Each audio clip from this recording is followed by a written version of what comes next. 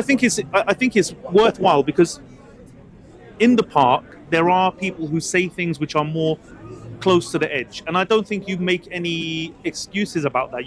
You're one of those people who is prepared to say things that perhaps other people might not say. So I think it's a worthwhile perspective to take when you engage with someone, and maybe when you say some of the more provocative things. What's your intention? It's in response.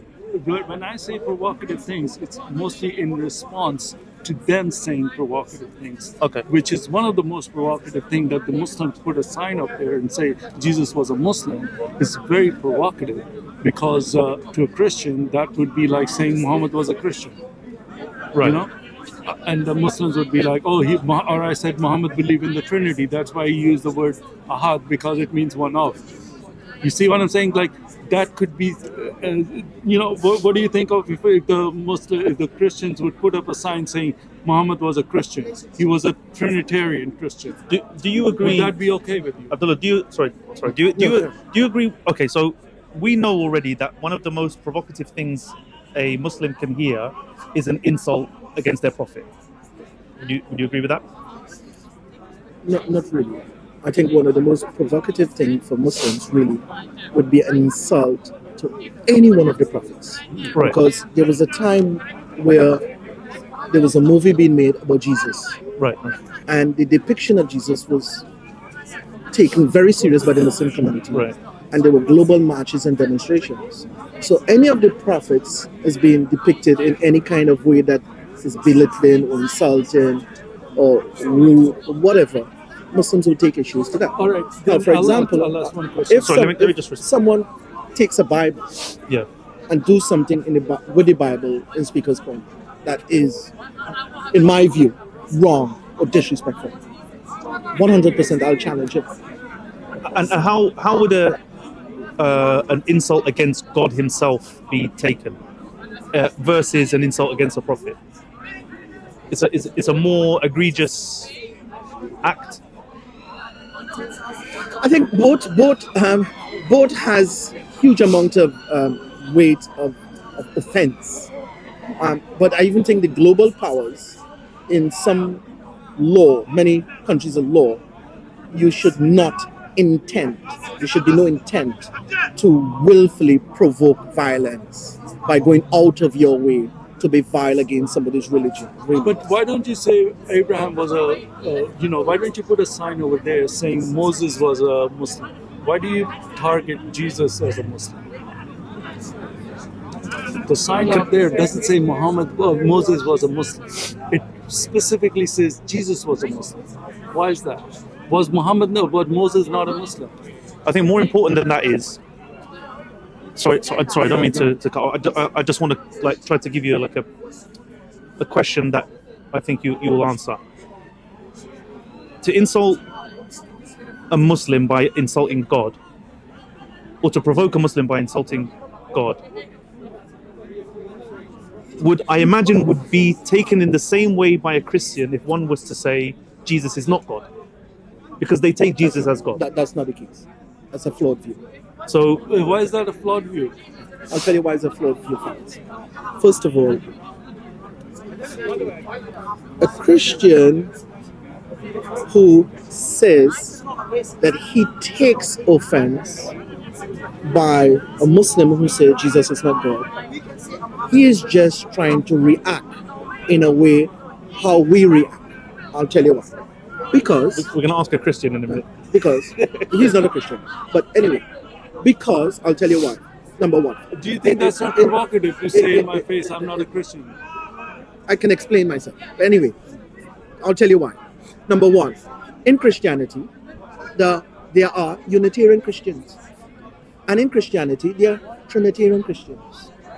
The Trinitarian Christians and the Unitarian Christians, the Trinitarians do not believe Jesus is God. The Unitarians do not believe Jesus is God. And the Trinitarian Christians will take no offense against those who say Jesus is not God. Do you think that we consider them Christians? Can I finish, please? So those Trinitarian Christians who say Jesus is not God, they do not say Jesus is not God with the intent to be vile. with the intent to be rude. So the false notion as though all Christians through all period of time all believe Jesus is God, it's a flawed view. What I mean is, You understand what I'm trying to say? would it? Okay, I have to be more specific then. Would a Muslim saying to a Trinitarian Christian that Jesus is not God be tantamount to a Christian saying Allah is not God? Is it not the same? It's not is there the a same. parallel? It's not the same. Okay, let's get. And I'll tell you. Well, all right, let's get Sam's view on that. So there's a couple of things, because the point that he brought up, that not all Christians are Trinitarians. If you ask a Christian that question, they would say anybody who's not a Trinitarian is not a Christian. Right. That's the correct answer. So for him to take his definition of Christian, which he includes the Unitarian in it. Now there are many degrees of Unitarians. Some of them are oneness. Some of them have the different view of the Trinity and this and that. So those are all the things that I discussed. I had many discussions with Unitarians. Do you think that any Christian, if you want to define Christian, is a Trinitarian? As a Christian, I'm talking about Trinity. That is the Bible. That's what Trinitarians, and that's what Christianity is. Now, that is what the 9% of the Christians out in this world, the Roman Catholic Church believes in Trinity. All of them, which is the major Christian denomination that has Unitarian view. Okay, yes, there is one that's Jehovah's Witnesses. Do the Christians call Jehovah's Witnesses Christians?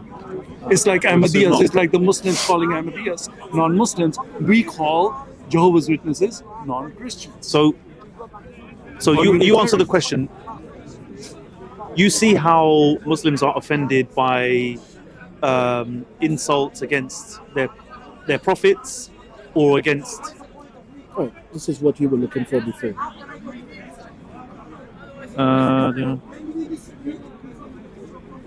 Okay. So, Do you want to read it? no, you can. So this is about response to insult found in the Bible in 1 Peter chapter 3 verse 9. Do not repay evil with evil or insult with insult. On the contrary, repay evil with blessing, because to this you were called, so that you may inherit a blessing.